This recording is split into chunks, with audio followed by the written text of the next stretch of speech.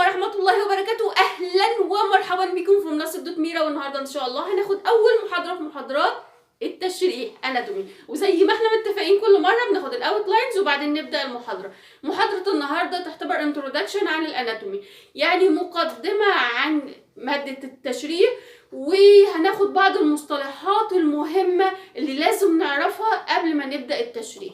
طيب هناخد ايه النهارده؟ هناخد definition of anatomy، يعني ايه anatomy. تاني حاجة عايزين نعرفها coronal plane، يعني ايه coronal plane، يعني ايه sagittal plane، يعني ايه axial plane.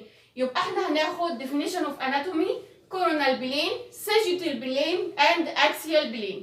واول حاجة عايزين نعرفها يعني ايه anatomy، يعني ايه مادة التشريح. اول حاجة هي عبارة عن branch of medical science. branch يعني ايه؟ هي فرع من ايه؟ من الميديكال ساينس، من علوم الطب. يبقى اول حاجه في الديفينيشن اوف اناتومي هو برانش، فرع من ايه؟ من الميديكال ساينس. ماله؟ ذات ديل ويز، الذي يتعامل مع structures of human body، مع تركيب الجسم البشري. يبقى هو عباره عن فرع من فروع الطب او من علوم الطب، بيتعامل مع ايه؟ مع تركيب الجسم البشري. تاني definition of anatomy، يعني ايه anatomy؟ branch، فرع من ايه؟ من الميديكال ساينس، من علوم الطب. ماله؟ ذات deal with، يتعامل مع structure of human body، مع تركيب الجسم البشري. وزي كده ما بنبدأ في اللغة العربية بنبتدي الأول نتعلم الحروف، وبعد كده بنبتدي نتعلم ونقرأ الكلمات. برضو في التشريح في شوية مصطلحات كده لازم نعرفها كويس جدا، هي أساس المادة. لو ما عرفناهاش مش هنعرف نمشي في باقي المادة، تعتبر أساس أو عمدان المادة بتاعتي، لازم أعرفها كويس جدا. إيه هي بقى المصطلحات ديت؟ عندي ثلاث حاجات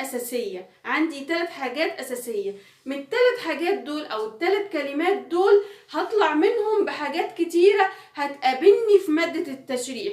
ممكن تجينا في الMCQ، ممكن تجينا في الترو أو الفولس، فنركز مع بعض. وأهم المصطلحات اللي هناخدها النهاردة من اسم المادة تشريح. أنا لما أجي أشرح جزء معين، الجزء اللي أنا شرحته ده متشرح ازاي؟ يا هل ترى متشرح طولي ولا عرضي؟ يا هل ترى انا قسمت الجزء اللي انا مشرحه دوت لامامي وخلفي، ولا فوق وتحت، ولا يمين وشمال؟ كل الحاجات دي لها مصطلح او ترمينولوجي في الاناتومي، في التشريح، لازم نعرفها كويس جدا عشان بعد كده هناخدها في اجهزة كتيرة فنبقى فاهمين اصل المعنى ايه. واول مصطلح هناخده كورونال بلين. يعني ايه كورونال بلين؟ يعني بقسم الشريحة الى جزء امامي وجزء خلفي، بستيريور وانتيريور. بستيريور يعني خلفي، وانتيريور يعني امامي. ما احناش فاهمين يا دكتور. ولنفرض الطماطم دي ده الجزء الامامي، ده الوش، وده ايه؟ الخلف. كورونال بلين يعني بقسمها كده، بقسم الشريحة اللي عندي كده، فهتديني قطعتين، قطعة في الأمام وقطعة في الخلف. خلف اسمها بستيريور، وأمام اسمها أنتيريور، وساعات بنقول دورسال وساعات بنقول فنترال. يبقى كورونال بلين بتقسم لي الشريحة إلى جزئين، جزء أمامي وجزء خلفي. الجزء الخلفي اسمه بستيريور، والجزء الأمامي اسمه أنتيريور. وساعات بقول على البستيريور دورسال اللي هو ظهري يعني، وفنترال اللي هو إيه؟ أمامي. والمصطلحات دي مهمة جدا عشان لما نيجي ناخد الأجهزة هنتعرض للمصطلحات دي نبقى فاهمين يعني إيه. يبقى أول حاجة كورونال بلين بقسم الشريحة لجزئين، بقسمها ايه؟ لجزء امامي وجزء ايه؟ خلفي. نيجي لتاني مصطلح سيجيتال بلين بقسم الشريحة لجزء اللي هو ناحية الشمال وجزء ناحية الايه اليمين اللي هو left lateral ورايت lateral. يعني ايه؟ انا عندي هنا الشريحة اهي، فانا عايزة اقسمها كده، فهتديني جزء في اليمين وجزء في الشمال. sagittal plane بقسم القطعة او الشريحة اللي معايا كده، فهتديني يمين وشمال lateral left lateral ورايت lateral. يبقى الكورونال بلين انا بقسم الشريحة ازاي؟ كده، بقسمها كده، فهتديني امام وخلف. sagittal plane انا بقسم الشريحة كده، فهتديني يمين وشمال. كورونال بلين بقسم الشريحة كده، هتديني امام وخلف.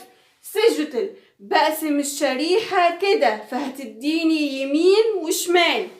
نيجي لآخر مصطلح معانا الأكسيال بلين. الأكسيال بلين يعني أكسيال بلين يعني بقسم الشريحة من النص، فهتديني superior و inferior، جزء فوق وجزء تحت. ازاي يا دكتور؟ هقسم الشريحة كده، فهتديني جزء فوق وجزء تحت. فاللي فوق هقول عليه ايه؟